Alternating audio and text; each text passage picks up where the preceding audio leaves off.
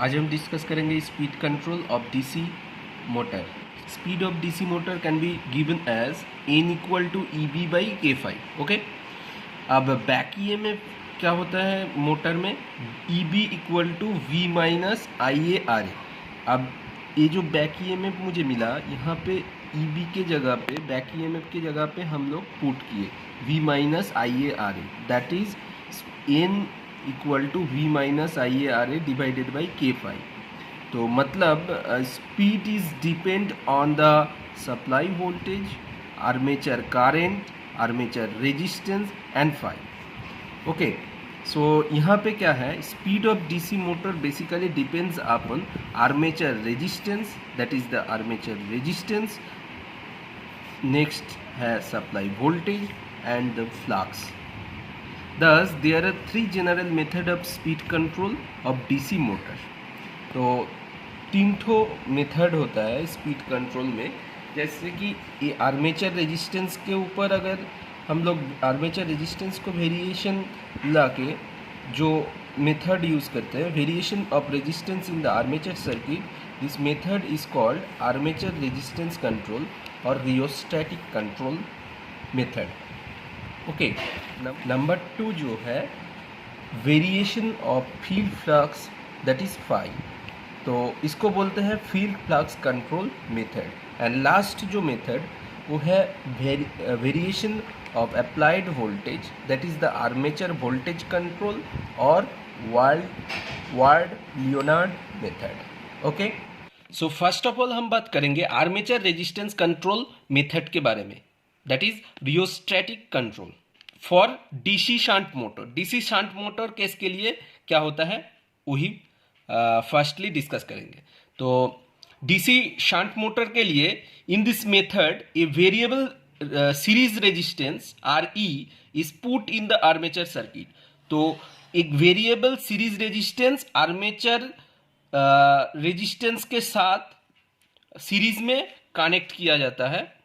तो ये एक वेरिएबल रेजिस्टेंस, अब इसको वेरी करके हम लोग स्पीड को कंट्रोल करेंगे। फील्ड फ्लक्स इसके साथ वेरी नहीं होगा, तो क्या बोलेंगे, in this case field is directly connected across the supply and therefore the flux phi is not effected by the variation of RE अगर वेरी होगा तो फील्ड फ्लक्स को हम लोग कांस्टेंट रखेंगे। RE को वेरी करके हम लोग स्पीड को कंट्रोल करेंगे। RE को वेरी करेंगे मतलब क्या होगा, RE को वेरी करेंगे तो EV वेरी होगा, बैक EMF वेरी होगा, मतलब speed is proportional to EB by K into phi होता है।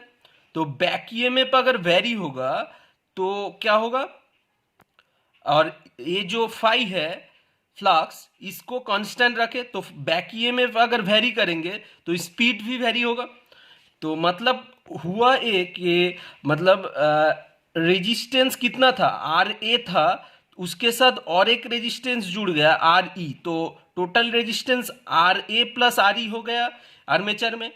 तो ऐसे करके हम लोग इक्वेशन को कैसे लिख सकते हैं, V माइनस IA RA जो था back EMF EB, that can be written as like this V minus IA into RA plus RE। so ऐसे हम बैक EMF को वेरी करेंगे, रेजिस्टेंस को वेरी करके, रेजिस्टेंस का वैल्यू वेरी करके।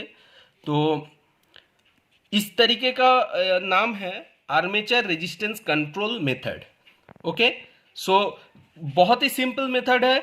आर्मेचर रेजिस्टेंस के साथ और एक वेरिएबल रेजिस्टेंस पुट करेंगे सीरीज में, तो स्पीड वेरी। यहाँ पे जो ग्राफ है, the speed current characteristics of the shunt motor is shown below. जैसे कि स्पीड जो नॉर्मल स्पीड, अगर रेटेड स्पीड और नॉर्मल स्पीड ऐसा होगा, नॉर्मल केस के लिए अगर रेजिस्टेंस लगाएंगे, एक वेरिएबल रेजिस्टेंस लगाएंगे आर्मेचर के साथ सीरीज में, तो स्पीड घट रहा है, मतलब रेटेड स्पीड से कम में हम इसको वेरी कर सकते हैं। इस मेथड से रेटेड स्पीड से कम स्पीड में स्पीड को वेरी कर सकते हैं। ओके, सो रेटेड स्पीड के ज़्यादा मतलब ज़्यादा स्पीड नहीं कर सकते इस मेथड से। तो एक ड्रॉबैक है इस मेथड का। और एक ड्रॉबैक है, जैसे कि रेजिस्टेंस इंट्रोड्यूस हो रहा है, मतलब इसमें सर्किट में लॉसेस ज़्यादा होगा।